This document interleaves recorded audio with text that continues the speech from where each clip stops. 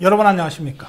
오늘 정치 특강 전두환, 풍우나 전두환, 저희가 이런 제목을 그렇게 붙여봤습니다. 한국 사회에서 한평생을 살아낸다는 것은 굉장한 격동의 세월을 살아내는 것입니다만, 전두환은 그 중에서도 그 인생의 굴곡이 굉장히 심했던 사람 중에 한 사람입니다.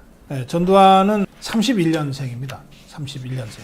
55년에 육군 소위로 임관했습니다. 그리고 하나회 군내 기수별 친목 모임 하나회 참여하죠. 이 기수당 2명씩을 원칙으로 했다 그러는데 하나회에 참여합니다. 아마 11기 정식 4년제 육사로는 이제 1기가 되는 겁니다. 그래서 11기가 정규 육사다 뭐 이렇게 자기들끼리 자부심이 강했는데 여기 전두환 노태우가 아마 하나의 정식 멤버였을 겁니다. 이 전두환이 그 역사의 무대에 잠깐 나타났던 때가 있습니다. 그게 대위 때인데 5.16 군사정변 때입니다.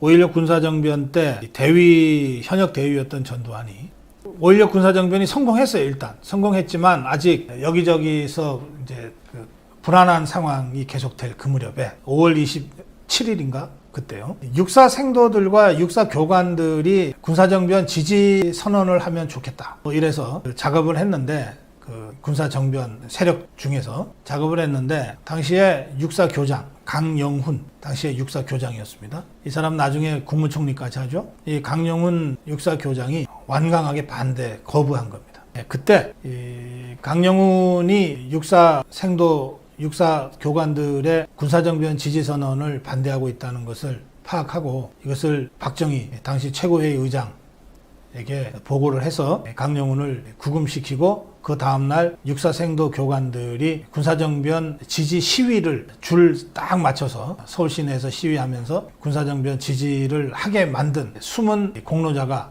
전두환 당시 대위였습니다. 그만큼 적극적이었다고 할 수 있죠. 그리고 1970년에 백마부대 29연대장으로 베트남전 참전하고 그리고 공수특전단 제1 공수특전 여단장을 거쳤습니다. 이때 1973년인데 이때 윤필영 사건에 연루돼서 조사도 받습니다. 조사도 받고 사실은 숙청될 상황이었는데 뭐 당시 숙청이라는 게 군복 벗고 예편시키는 거였죠. 그런데 9.4일생으로 살아납니다.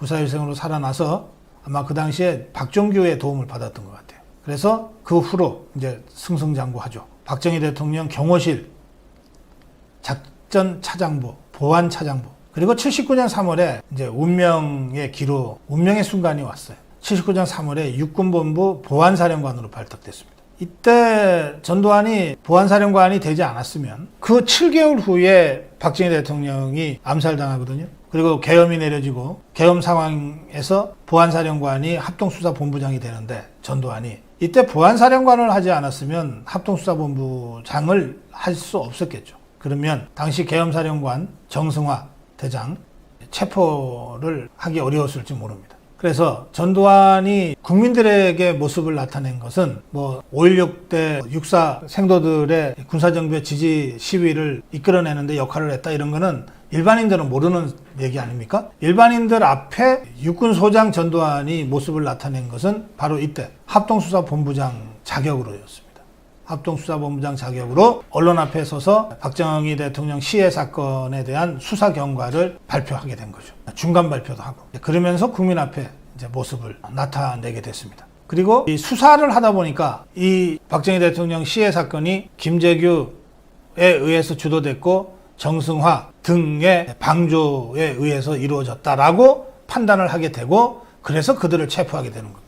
당시 육군참모총장이자 계엄사령관을 체포했으니 그리고 군내 정보 수사 조직을 총괄하는 보안사령부의 사령관이고 또 합동수사본부장이었으니 모든 정보가 다 전두환에게 모일 수밖에 없었고 전두환은 그 정보를 적극 활용해서 전국 주도권을 행사하게 됩니다. 그리고 당시에 박정희 대통령 시해 사건이 중앙정보부장에 의해서 저질러졌으므로 중앙정보부라는 조직은 죄인된 처지였던 거예요. 평소에도 중앙정보부와 보안사령부가 대통령에 대한 신임을 얻기 위한 경쟁관계였는데 한쪽은 대통령을 시해한 조직이 되고 한쪽은 그 시해범을 수사한 조직이 되는 것이니까 보안사령부가 중앙정보부를 거의 접수하다시피 했던 것은 어떤 면에서는 불가피했던 것 같습니다. 그래서 나중에는 그러니까 1980년 3월인데 아예 전두환이 보안사령관과 중앙정보부장을 겸직합니다. 그야말로 모든 권력과 모든 정보가 전두환 한 손에 딱 집중되게 된 겁니다. 이 무렵부터 전두환이 정권을 탈취하려고 한다는 당시 제야 진영의 문제제기가 계속됩니다. 그래서 80년 서울의 봄은 결국 전두환 타도 투쟁으로 이제 전개되는 거죠. 여기에 맞서서 전두환은 1980년 5월 17일 비상계엄 전국 확대 조치로 대응합니다. 그리고 이에 항의하는 전남대학교 학생들의 시위에 계엄령 하였기 때문에 공수부대와 34단 병력이 진압을 하면서 유혈 사태가 발생해서 이른바 광주 사태, 곧 광주 민주화운동이 시작되게 된 겁니다. 광주 민주화운동은 5월 26일 전남도청이 계엄군에 의해 진압됨으로써 마무리가 됐습니다. 그 후 1년의 정치 과정을 거쳐서 전두환은 스스로 별 3개 달고 그 다음에 별 4개 달고 그리고 전역을 해서 81년 3월 3일 체육관 선거를 통해서 대통령에 취임했습니다. 이렇게 그 광주 사태, 광주 민주화운동의 그 많은 희생을 딛고 정권을 잡았기 때문에 또 전국적으로도 광주만이 아니라 전국적으로도 80년 서울의 봄을 진압하고 제압하고 정권을 잡았기 때문에 전두환은 통치 내내 2가지 방법을 병행했습니다. 하나는 어쨌든 국민들의 마음을 풀어주는 유화 조치들을 계속해서 취했습니다. 그러면서 또 한편으로는 정치적 반대자에 대한 강압 통치를 계속했습니다. 국민들을 대상으로 한 유화 정책의 대표적인 것이 81년에 있었던 국풍 80일 축제입니다. 이게 대규모 축제는 아마 이게 처음이었을 겁니다. 허문도가 기획했던 이 국풍 80일 축제. 또 82년에는 프로야구가 출범합니다. 당시에 무슨 3S 정책이라고 그러면서 스포츠, 스크린, 섹스 이를 풀어서 국민들의 비판의식을 마비시키려고 하는 것 아니냐 이런 비난을 많이 받았던 그 정책의 일환으로 프로야구가 출범합니다. 프로야구가 출범할 때는 그런 의도가 혹시 있었을지 모르겠으나 프로야구는 그 후 지금 전 세계를 대표하는 프로야구의 장을 대한민국이 만드는 데까지 발전했습니다. 아직도 축구가 국기처럼 되어 있습니다만, 그러나 순수 관중수로 따지면 프로야구를 능가할 다른 스포츠는 현재까지는 없는 것 같습니다. 그만큼 프로야구는 82년에 출범해서 벌써 40년이죠. 40년 세월을 통해서 단단하게 자리 잡았습니다. 애초에 의도가 그런 것들이 설사 있었다 하더라도 그건 다 옛날 얘기입니다. 야간 통행 금지도 해제했습니다.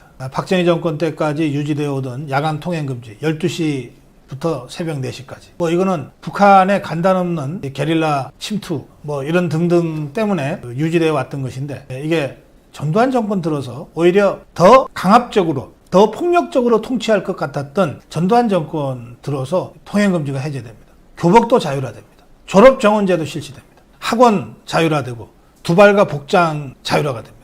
서울 지하철 2, 3, 4호선이 개통되고 컬러 텔레비전이 보급됩니다. 그리고 영상이 적극적으로 장려됩니다. 정치적으로는 분명히 유신 체제보다도 더 폭압적인 체제였는데 사회 문화적으로는 훨씬 더 자유로워졌어요. 그것은 전두환 정권이 정권을 잡는 과정에서의 절차적 정당성의 부재, 이 상황을 보완하기 위한 적극적인 대국민 친화 정책의 결과다. 그렇게 설명할 수 있습니다. 그런데 정치적으로는 계속 강압적이고 폭력적인 통치를 했습니다. 4.13 호원 조치가 나오고, 그리고 박종철 고문 치사 사건이 터지고, 저도 그 무렵에 전두환 정권에 의해서 감옥을 갔다 왔는데, 그 당시에 이 애학투 사건 같은 경우에는 학생들이 2,000명 가까이가 한꺼번에 구속되는 그런 초유의 공안 사건까지 터졌습니다. 긴장이 고조되어 가다가 결국 87년 6월 민주화운동으로 폭발했고, 거대한 국민의 행동 앞에 전두환은 아주 현명하게 후퇴 전략을 씁니다.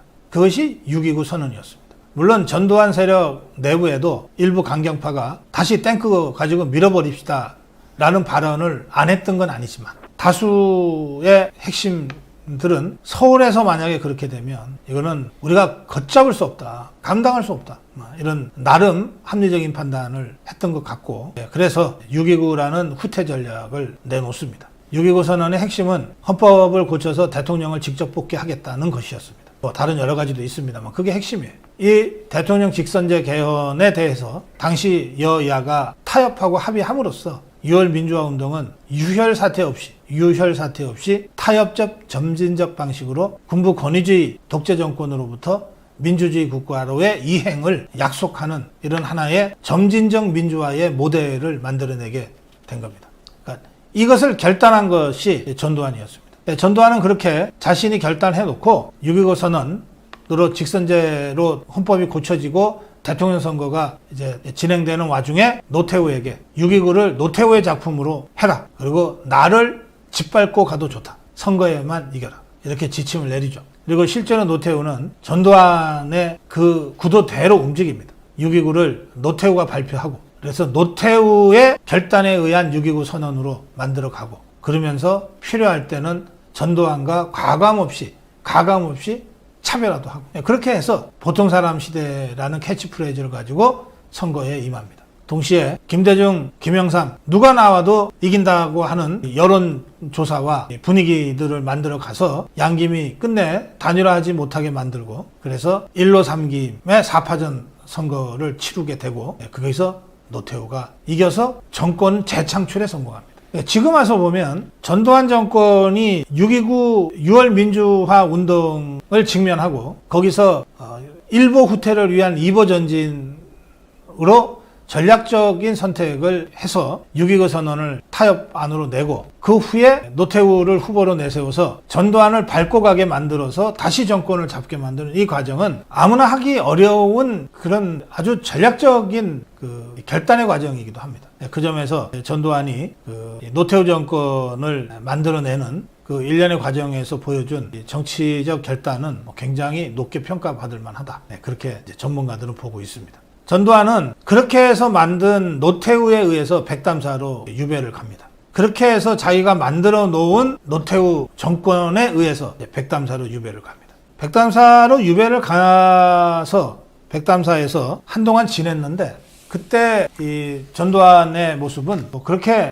의기소침하거나 그랬던 모습이 아니었다는 것이 당시 전두환을 본 많은 사람들의 증언입니다. 마음을 비우고 비교적 평온한 평상심으로 그렇게 백담사 생활을 했다고 합니다. 백담사에서 돌아와서는 다시 연희동에서 지냈는데 이제 전직 대통령으로 평범한 생활을 했다면 평범하다면 평범한 생활을 했던 것인데 그러다가 김영삼 정부가 들어서고 박교동이 흔든 비자금, 노태우의 비자금 사본 때문에 전두환 노태우 비자금 사건이 터지고 소급해서 5.18 민주화 운동과 관련된 책임 문제가 제기되고 그리고 12.12 사태가 제기돼서 1996년에 사법 처리가 됐습니다. 이 당시 전두환은 사법 처리에서 무기징역을 선고받았습니다. 1심에서 무기징역, 항소심에서 무기징역을 1심에서는 사형을 선고받았습니다. 1심 사형, 2심 무기징역. 그게 96년입니다.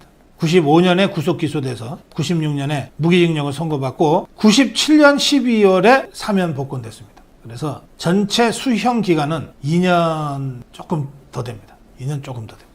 이렇게 97년 12월에 사면 복권이 돼서 풀려난 전두환은 그 후에도 5.18 민주화 운동 당시 헬기 사격을 목격했다고 증언한 조비오 신부에 대해서 거짓말쟁이라고 회고록에다 쓴 이유로 사자 명예훼손으로 광주지방법원에 공소가 제기돼서 얼마 전까지 광주법원에 내려가서 재판을 받았습니다. 징역 8개월에 집행유예 2년이라는 형이 2020년 11월 30일에 내려졌고 지금도 1심 판결 이후에 재판 중인 상태입니다. 전두환의 일생을 제가 간략하게 정리를 해드렸는데 전두환이 하나회에 참여를 하고 또 5.16 군사정변 지지, 육군사관학교 생도들의 지지 선언을 이끌어내는 과정 그 이후에 박정희에게 발탁되어서 청와대 경호실과 보안사령관을 거쳐서 계엄사령부 합동수사본부장을 하는 과정은 박정희의 특별한 배려와 관심이 없었다면 어려운 그런 일이었습니다.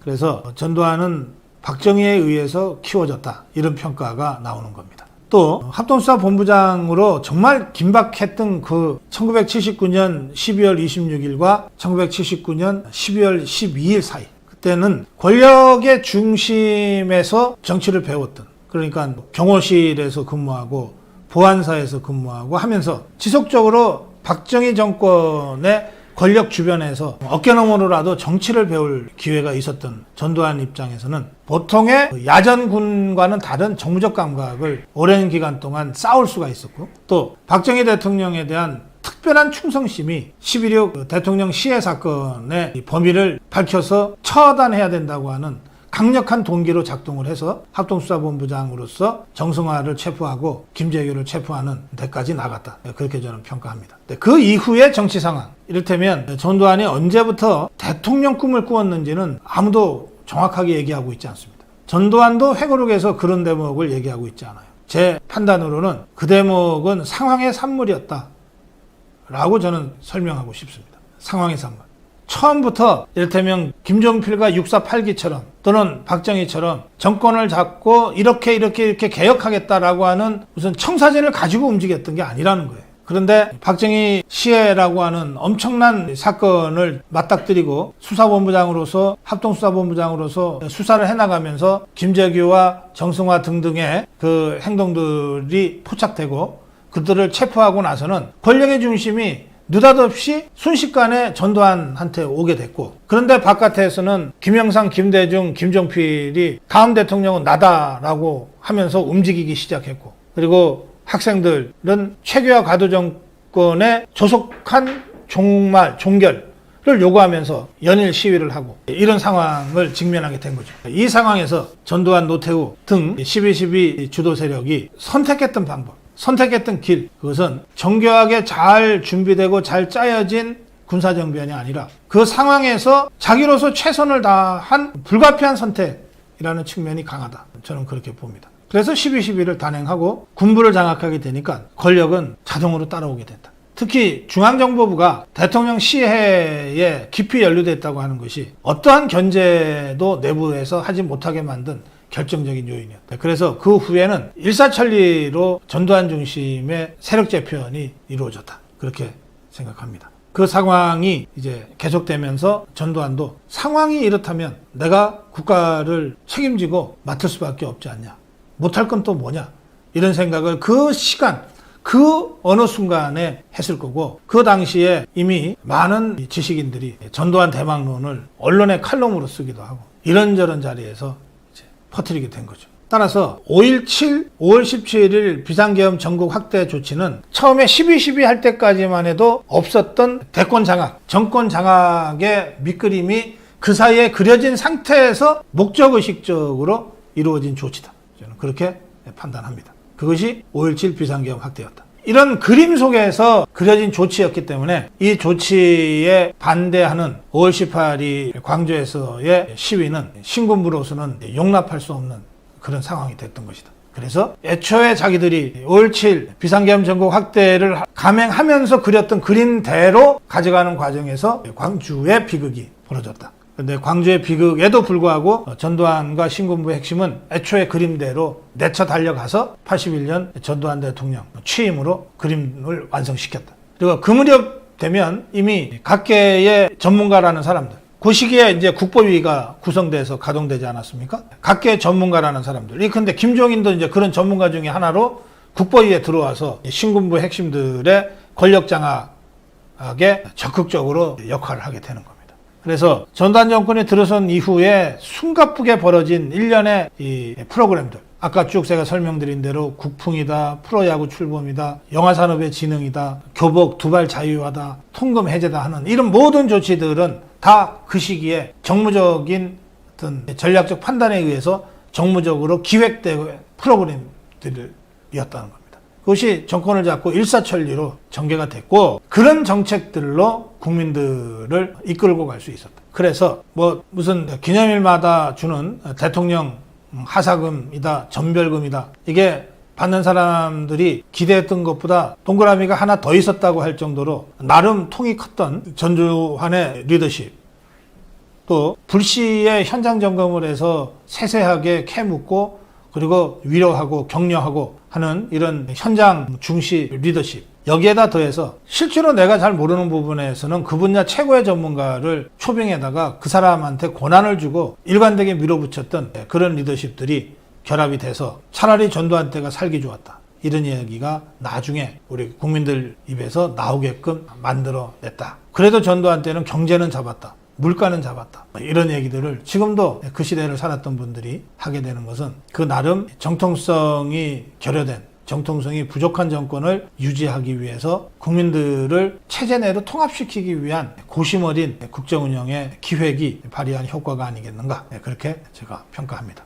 전두환의 기획은 노태우 정권으로의 정권 재창출까지 아주 훌륭하게 작동했습니다. 본인은 그러고 나서 백담사 유배를 갖고 그 후에 결국은 사법 처리 당했습니다만, 그러나 역사적으로 보면 군부 권위주의 정권이 민주화운동에 강력한 저항에 부딪혀서 파열음을 내거나 엄청난 유혈 사태로 갈 수도 있었는데 그 길을 피하고, 아마 저는 80년 광주가 그런 면에서 그 길을 피하게 만든 아주 중요한 역사적 모멘텀으로 작용했을 거라고 막연하게 추측합니다만, 이를테면 또 다른 광주를 재현할 수는 없다. 이런 어떤 브레이크 장치들 같은 것들이 당시 전두환 핵심 세력과 전두환에게도 있었을 거라고 제가 생각합니다. 그래서 결과적으로 6.29라고 하는 전 세계적으로 찾아보기 어려운 이 타협과 절충의 민주화를 가능케 만들었다. 그 이후에 이 타협적 점진적 민주화의 연장선에 이제 3당 합당이 있었던 겁니다. 타협적 절차적 타협적 점진적 민주화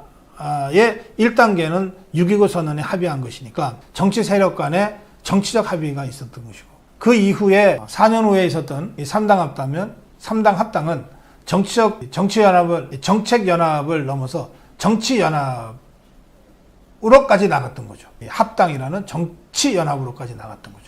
그래서 따지고 보면 전두환 정권에서 거의 불가능할 것 같았던 정권 재창출을 해서 노태우 정권, 또 노태우 정권에서도 사실상 포기할 수밖에 없었던 정권 재창출을 김영삼 정권을 통해서 해낸 거죠. 이러면서 우리 사회는 아주 난폭한 권위주의 독재 체제가 문민정부라고 하는 것으로 15년간에 걸쳐서 점진적으로 이해갈 수 있게 됐습니다. 그 이후에 김대중 정권, 노무현 정권은 김영삼 정권이라고 하는 문민화의 그 다리가 없었으면 등장할 수 없는 정권이었어요. 김대중 정권, 노무현 정권은 다르게 말씀드리면 김영삼 정권이 들어서서 형식적 민주주의를 되돌릴 수 없을 정도로 진전시킨 연후해야 비로소 정권에 도전하고 정권을 잡을 수 있었던 정권들이라는 뜻입니다. 전두환은 그런 의미에서 한국 현대사의 가장 비극적인 아픔을 갖고 있는 사람입니다. 동시에 점진적 타협적 민주화라고 하는 세계에서 또 유례를 찾아볼 수 없는 그런 민주화를 실질적으로 가능하게 길을 터준 사람이기도 합니다. 그리고 그가 군 생활에서 보안사령관, 합동수사본부장, 그리고 대통령, 그리고 감옥생활에 이르기까지 그 굴절 많았던 전두환의 일생을 그냥 일반 평범한 사람의 눈에서 보면 정말 풍운하라고 부를 만하다. 그렇게 제가 평가를 합니다.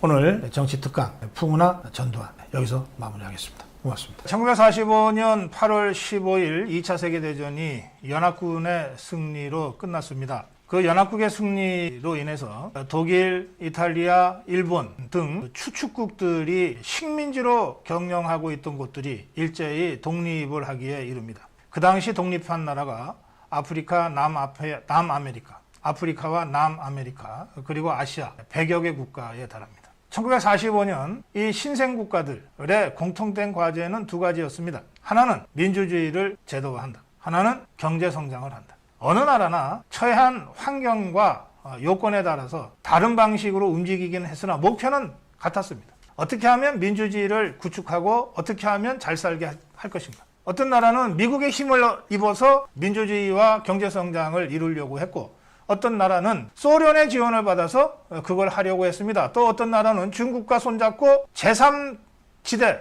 이 제3동맹국가, 비동맹국가들을 만들어서 뭔가 자립적 방법으로 그거를 구현하려고 했습니다. 이 수많은 100여 개 국가에 달하는 신생국가들 중에 이제 60-70년이 지나서 민주주의와 경제성장이라는 두 가지 과제를 둘 다 훌륭하게 이루어낸 나라로서 전 세계 유일하게 인정받는 나라가 바로 대한민국입니다. 2차 세계대전 후 민주주의와 경제성장이라는 두 가지 양립할 수 없는 목표를 훌륭하게 이루어낸 나라 대한민국이 있다. 이게 노암 촘스키라는 좌파 철학자가 한 말입니다. 노암 촘스키는 지금 거의 100세 가까이 된 사람인데 아직도 살아서 전 세계 좌파의 우두머리 노릇을 하고 있는 사람입니다. 이 노암 촘스키가 대한민국을 전 세계에서 유일하게 대한민국만이 민주주의와 경제성장이라는 두 가지 과시를 훌륭하게 거둔 나라다. 벌써 10여 년 전에 그런 평가를 내린 바가 있습니다. 단순하게 생각하면 민주주의와 경제성장, 독재와 경제 후퇴 네 가지 조합이 있을 수 있습니다. 어떤 조합이 있냐? 독재를 하면서 못 살게 된 나라, 독재를 하면서 잘 살게 된 나라, 민주주의를 하면서 못 살게 된 나라, 민주주의를 하면서 잘 살게 된 나라. 네 개의 조합이 있을 수 있습니다. 우리는 100여 개 신생국가들 중에서 유일하게 민주주의를 하면서 잘 살게 된 나라에 들어가 있는 겁니다. 그럼 대부분의 나라는 어떻게 됐냐?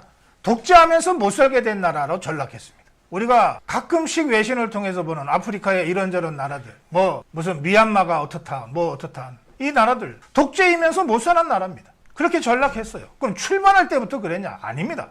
출발할 때 우리나라야말로 어떤 다른 신생 제국들보다도 불리한 위치에 있었습니다. 다른 여러 신생 국가들은 자원이라도 있었어요. 우리는 그것조차 없었던 그야말로 황무진 맨 땅에서 민주주의와 잘 사는 것이라는 이 두 가지를 이뤄낸 겁니다.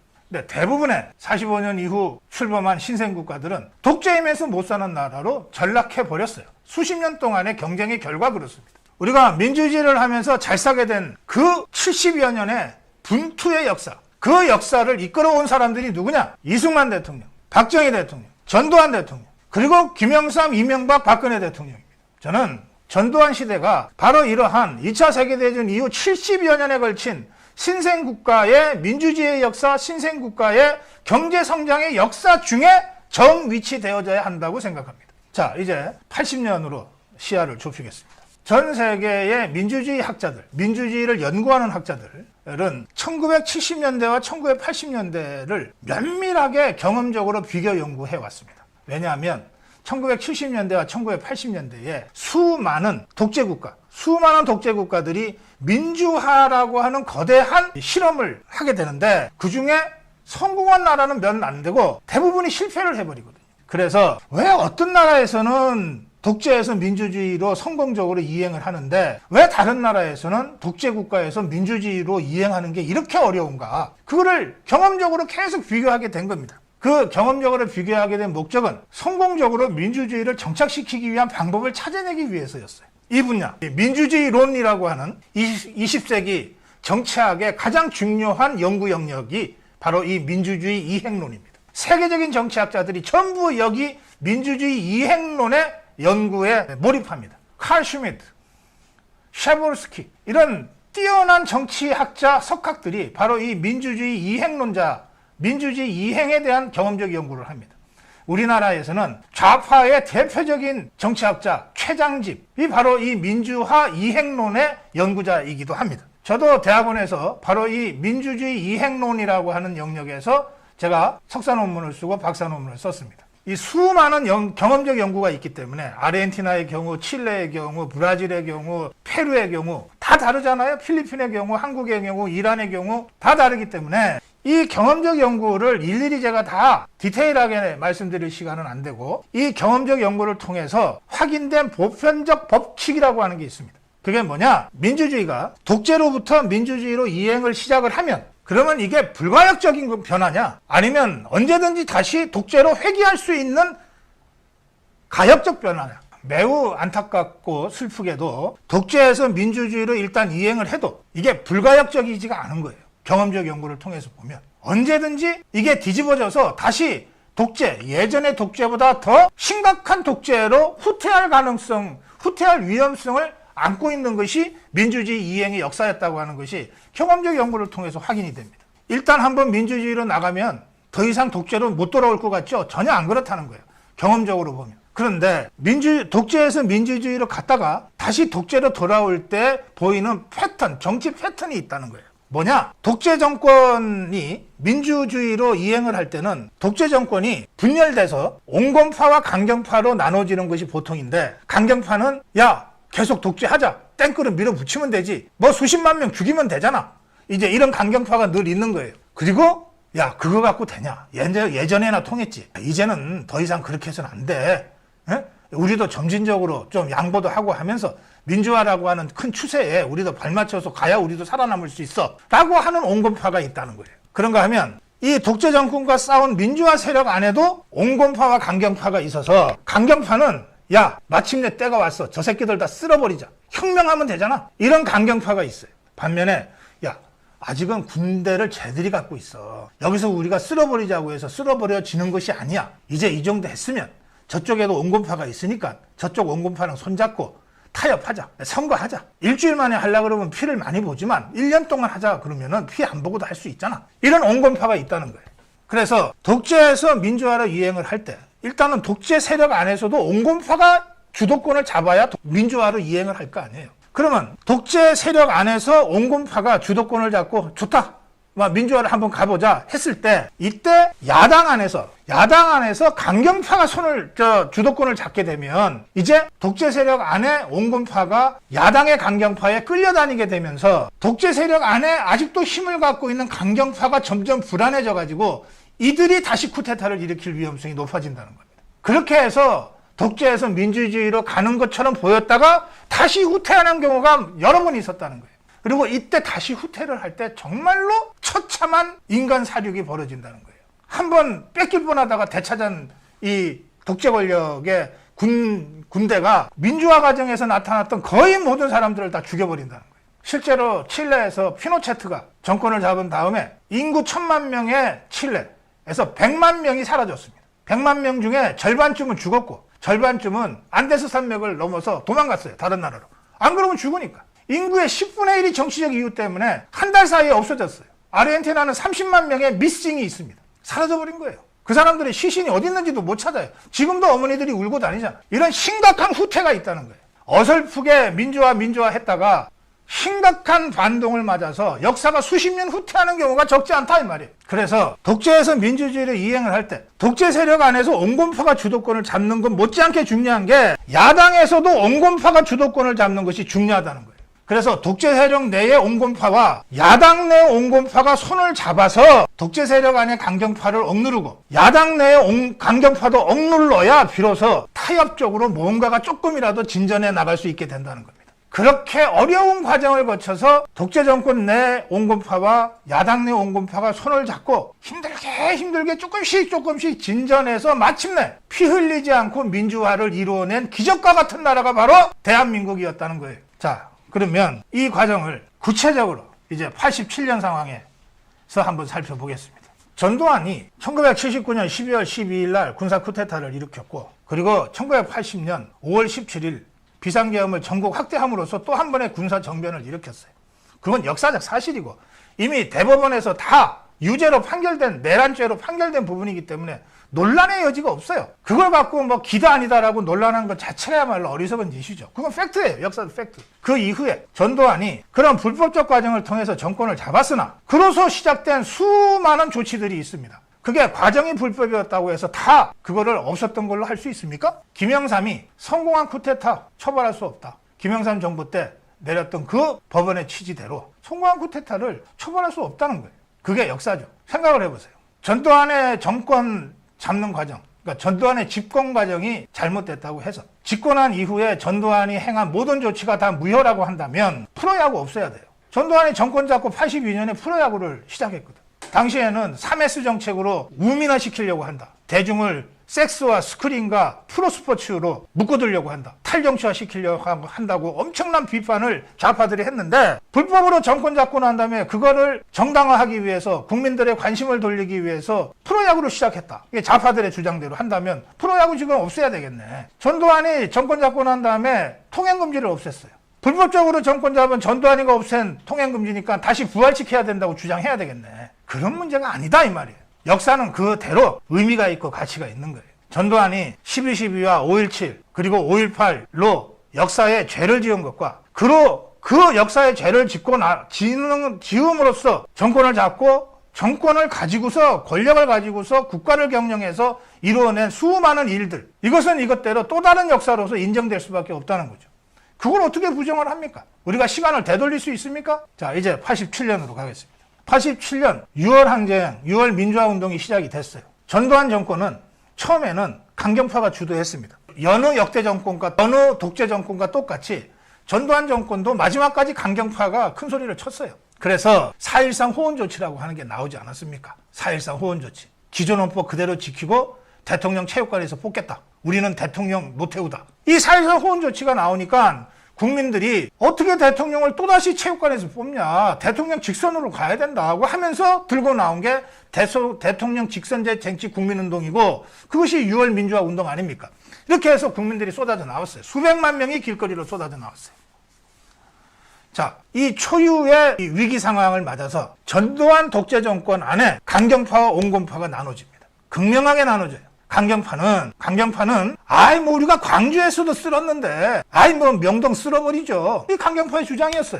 근데 온건파는 우리가 광주 한 번이면 됐지. 서울에서 하면은 광주에 수십 배 피해가 있습니다. 말도 안 되는 일입니다. 이미 더 이상은 그렇게 할 수가 없는 시대입니다. 이게 온건파의 주장이었어요. 그 운명이 강경 진압이냐 정치적인 후퇴냐 이것이 6월 18일 밤에 결정됩니다. 누가 결정하냐? 전두환입니다. 어떻게 결정하냐? 정치적 후퇴. 이 6월 18일 밤에 전두환의 이 결단으로 우리는 광주에 몇십 배나 될 수도 있었던 피해 학살을 피해갈 수 있게 됩니다. 그리고 나온 것이 6.29 선언입니다. 대통령 직선제 받아들이겠다. 정상적으로 선거하자. 김영삼, 김대중 정치활동 재개하게 하겠다. 언론 자유 다시 복원시키겠다. 이런 6.29 선언이 나오는 겁니다. 그럼 이 6.29 선언은 누가 한 겁니까? 당시에는 선거 전략상 노태우가 한 것처럼 폼을 잡아줬어요. 그러나 이제는 노태우 측에 있던 사람들도 증언을 합니다. 6.29 선언은 전두환의 작품이었다. 전두환이 노태우를 불러서 상황이 이러하니 대통령 직선제 받고 선거 치를 수밖에 없다. 이거 당신이 결단한 것으로 해서 발표하라. 노태우가 거부했다는 거 아닙니까? 처음에. 이렇게 하면 나 대통령 못 됩니다. 그냥 지금 헌법으로 대통령 선거 그냥 밀어주세요. 했다는 거 아니에요, 처음에. 그걸 설득해서 6.29라는 민주화의 길을 열어놓은 사람이 전두환입니다. 저는 전두환이 천사였다고 얘기하는 게 아닙니다. 착한 사람이었다고 얘기하는 게 아니에요. 불과 며칠 전까지는 어떻게든 밀어붙여서 독재 권력 유지하려고 했던 사람이에요. 그런데 6월 민주화 운동이라는 이 도도한 국민의 흐름 앞에 전두환이 딱 멈췄습니다. 그리고 고민해죠. 밀어붙일까? 후퇴할까? 거기서 후퇴를 결정합니다. 그러면서 민주화 운동과의 동행을 결정하는 거예요. 이게 정치입니다. 전두환 7년간 집권하면서 6년 반 동안은 어떤 정치도 없었어요. 그냥 독재 권력을 가지고 이래라 저래라 했으면 됐어요. 그러나 6월 10일부터 시작된 전두환 정권의 마지막 6개월 동안은 누구도 하지 못했던 이 역사적 대타협을 이뤄내는 통 큰 정치를 전두환이 해냅니다. 한 인간에게 더 이상 뭘 바랍니까? 그의 결정 하나로 수백 명이 아니라 수천 명이 학살당할 수도 있었던 그 유혈의 역사 과정을 우리가 슬기롭게 넘어갈 수 있었는데, 그런데 전두환이 정치가 없었다? 우리는 87년 6월에 이루어졌던 전두환의 역사적 대타협이라고 하는 통 큰 정치 때문에 피 한 방울 흘리지 않고 점진적인 민주화로 나라의 방향을 바꿀 수 있었습니다. 피 한 방울 흘리지 않고는 어폐가 있을지 모르겠어요. 6월 민주화 운동에 도화선이 됐던 이한열 학생의 죽음, 또 박종철 학생의 죽음이 있었으니까 제가 말씀드리는 것은 이 결정적인 역사적 전환기, 유혈 진압과 학살이냐 정치적 후퇴와 타협이냐 라고 하는 갈림길에서의 전두환의 선택을 말씀드리는 거예요. 저는 이 대목에서 전두환의 선택은 그야말로 영웅적 결단이었다. 자기가 어떻게 될지도 모르지만 이 길밖에 없다고 결단한 것이다. 그로써 대한민국의 민주주의는 더 큰 피를 보지 않고도 점진적으로 여기까지 올 수 있었다. 이게 독재 정권의 강경파, 온건파 간의 분열 속에서 독재 정권의 오너인 전두환의 전략적 선택이었어요. 저는 이 부분이 우리 역사에 있어서 몇 안 되는 매우 중대한 선택의 순간이었다고 생각합니다. 그리고 이 6.29 선언을 딱 내놨을 때, 6.29 선언을 내놨을 때, 그때 야당에서 강경파가 주도했다면 6.29 선언을 거부했을 거예요. 웃기는 소리 마라. 당장 니거들 감옥 가야지. 무슨 선거야. 당장 내려놔. 임시정부 수립해야지. 라고 강경파들이 당시에 주장을 안 했던 게 아니에요. 당시에 김근태를 비롯한 이른바 재야운동권에서는 6.29를 6.29라고 부르지 않았어요. 속이구라고 불렀지. 우리를 속이려고 하는 기만전술이다. 속이고 그랬잖아. 거부했다니까. 그런데 당시 야당에서 그 6.29의 역사적 대타협에 주목을 해서 이것을 수용한 사람이 누구냐? 그게 김영삼이에요. 김영삼이 먼저 수용을 하자 김대중도 어쩔 수 없이 따라서 수용을 한 거예요. 그래서 6.29라고 하는 역사적 대타협의 두 주역 전두환과 김영삼이 피를 흘리지 않고 민주화라고 하는 길로 우리나라를 이끌어갔던 거예요. 그 후에 박정희 세력의 대표 김종필, 전두환 세력의 대표 노태우, 김영삼 야당 민주당 세력의 대표 김영삼, 이 세 사람이 6.29 선언에 대한 타협 이후에 3년 후에 만나서 야, 이럴 게 아니라 우리가 목표가 같으니 아예 당을 함께 하는 게 어떠냐, 그 또 한 번의 결단을 통해서 3당 합당을 이루어내는 겁니다. 3당 합당을 이루어냈기 때문에 전두환에서 노태우로, 노태우에서 김영삼으로, 독재 정권에서 민주화 정권으로의 점진적 이행이 비로소 가능해졌던 거예요. 누구도 피보지 않고. 물론 그 과정에서 전두환, 노태우가 감옥을 가고 백담사로 가고 고생하지만 그러나 학살당하진 않잖아요. 지금 국민의힘은 그때 만들어진 민자당의 후예예요. 따라서 이 역사적 대타협을 통한 민주화로의 이행을 이루어냈다고 하는 이 상징성을 살린다고 한다면 마땅히 그 민자당의 후예인 국민의힘에는, 국민의힘의 당사에는 3당 합당의 새 주역의 사진이 걸려 있어야 되는 거예요. 그 정도 배포도 없이, 그 정도 자존감도 없이 우리 당에는 전두환의 사진이 없습니다. 이게 당대표가 할 얘기야. 창피한 줄 알아야지, 부끄러운 줄 알아야지, 지 뿌리가 어딘지도 모르고. 저는 이 대한민국을 자랑하고 사랑합니다. 5,000년의 역사를 사랑하고 45년 이후에 최현대사 70여 년 동안 대한민국이 그 어려움 속에서 내전과 전쟁과 수많은 국가적 위기와 좌파들의 끊임없는 공격에도 불구하고 자유민주주의와 시장경제와 법치를 세워가면서 민주주의와 경제성장이라고 하는 양립 불가능할 것 같은 이 두 가지 목표를 성공적으로 이루어낸 대한민국을 사랑해요. 그 대한민국의 역사를 만들어 온 이승만, 박정희, 전두환, 노태우, 김영삼, 이명박, 박근혜를 사랑합니다. 역사에 대한 이런 최소한의 자존감 없이 정당하겠다고 떠들고 다니지 말라. 예. 전두환 정권, 그 역사적 위치에 대해서 오늘 이 정도로 화두를 던지는 것으로 마무리하겠습니다. 워낙 복잡하고 논쟁적인 많은 부분들이 있어서 디테일로 들어가면 좀 더 차분하게 사실에 근거해서 토론을 해야 될 부분들이 아직 많이 남아 있습니다만, 제가 보는 이 현대사의 큰 흐름 속에서 전두환 시대는 이런 과도기적인 역사적 대타협적인 성격을 갖고 있는 것이다. 이것에 천착하지 않고 피상적인 한두 가지로 함부로 재단하지 말라. 그 말씀을 제가 오늘 드리는 것으로 전두환 특강 마무리하겠습니다.